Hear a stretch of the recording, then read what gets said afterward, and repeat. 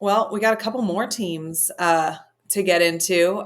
Georgia is, they lost to Alabama, which that is still somewhat of a head scratching game to me. And it feels very much like there's just some Alabama demons that just Georgia can't shake. They're the only ones that they can't, completely dominate all the time. But Georgia gets Charlotte at home, and then they head to Atlanta to take on Georgia Tech, who, really could give them a game. I think Georgia Tech is a pretty good team, and rivalry weekend does silly things to very good football teams.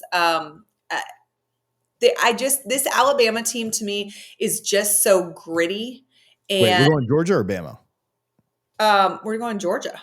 We're Oh, talking you just said Bama. Oh, sorry. This Georgia team is very gritty to me. I think they take on the personality of their head coach. I think they win. I mean, I think about the Florida-Georgia game, and Florida was very much in that game. Georgia just figures out a way to out-physical you, and they just figure it out. They find a way to win. So I would think that they beat this Georgia Tech team. Then they go to the SEC championship game, correct? Now that Alabama has lost this. Well, no, because Alabama has the tiebreaker. But Bama has now dropped more though. So no, out of conference doesn't matter. Georgia makes it if Auburn beats Bama. Conference. Okay. Georgia makes it. I know if you guys Auburn like to memory Bama hold that Texas week beats 1. A&M. It did happen. Week 1. You're right. It did happen. Okay. Well, I knew it happened. I just was picturing it. I wasn't picturing out of conference. But okay, so Georgia. So who is our SEC championship weekend game at the moment? It's Bama and A&M. Yeah. Where's the scenarios where that, and so the only scenarios where that changes is if Auburn beats Alabama. If Texas beats Texas A&M, can Georgia slide in? Yes. Yeah. So the last weekend will determine it. If Texas beats A&M, then Georgia goes. If Auburn beats Alabama, then Alabama doesn't go. Does Georgia, and then Georgia does go, even though the head-to-head. Okay. Yeah. That's what I was picturing with the 2 losses, but I was forgetting Florida State. You're welcome. Florida State, you're welcome. So I don't know. Interesting. I almost think you're in a better position for a playoff run when you don't go to the SEC championship game, which I really hate because I am a huge conference championship weekend fan. But do you want to go bust heads against Texas A&M when you could give your body a week off to prepare? Listen, I know this is going to upset Allie, but I don't think these conference championships mean very much anymore.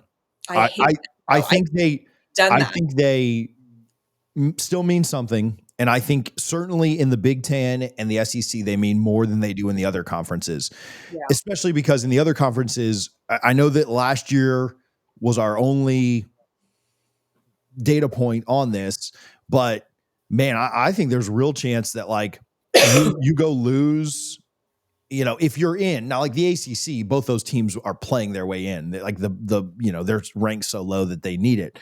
But like in the Big 12, if BYU goes into that Big 12 championship game ranked 10th, basically the SMU scenario from last year, BYU goes into that Big 12 championship game ranked 10th, they should opt out. Yeah. Like they should not play it. They should say, oh, there's an illness or something. We don't have enough scholars. They should just lie and say, nope, we're 10th. We're in. Like they should not go risk it. And I know that's not the scenario this year, but I mean, shoot, could be for Bama. What if Bama's ranked 10th going into this final one and has to go play somebody else? And I know they wouldn't because it's Alabama and the SEC means something, all this stuff, but they should opt out because Bama is capable of winning a national championship. And so should they go play that thing? And I think you're eventually, as soon as you do have, I think once you have a team go to qualify for a conference championship, and then because they got an out of conference loss or two, that conference championship game that they qualified for by being better than everyone else in their conference, once that costs them a playoff team, I think we'll change the way that they we can't cost it a playoff spot. Isn't that Say what? Isn't that one of the unwritten rules we talk about though? Is that how you do a championship weekend isn't going to cost you? It's not. But I'm telling you, the first time it does, I think you're going to see these conferences change up they're like, and we will go to 16 teams and we will have more auto bids. And so I think by qualifying for a conference championship, you get an automatic spot in. You cannot have this costing you a trip to the dance. Like, that's asinine. I hate that. There's really zero incentive to want to go play in this game if you're Georgia or Bama, because like for the loss, obviously, but also, why would you play a game against Texas A&M and Mike Elko when you could be on your couch and then not deal with, the curse of that bye week that we saw last year in the playoffs where all 4 teams lost? Like, you can just kind of get right back to it with sort of a built-in bye during conference championship week. So there's A&M seems like they're going to go probably unless they lose to Texas, I guess. But there's really not an incentive to go play in Atlanta for anybody this year. Yeah.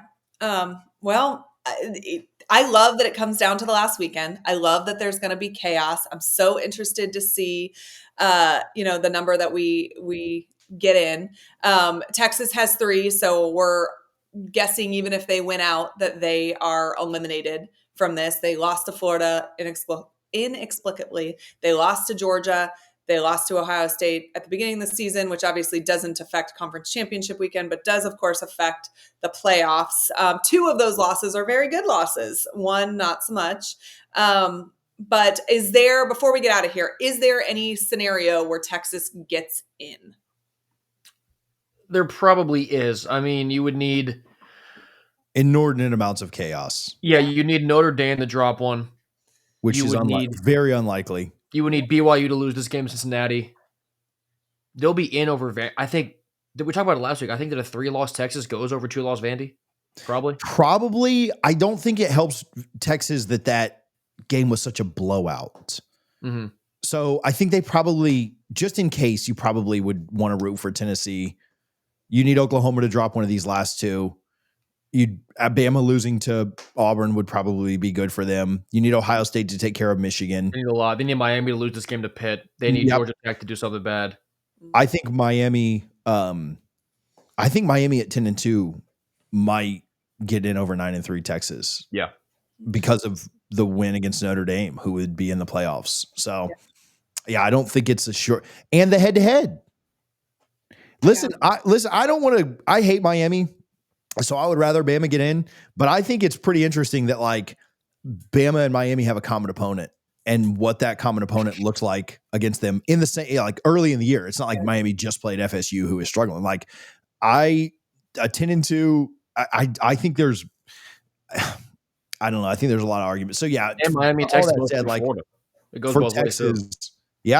For Texas, I think you'd need a lot of crap to go your way. Mm-hmm.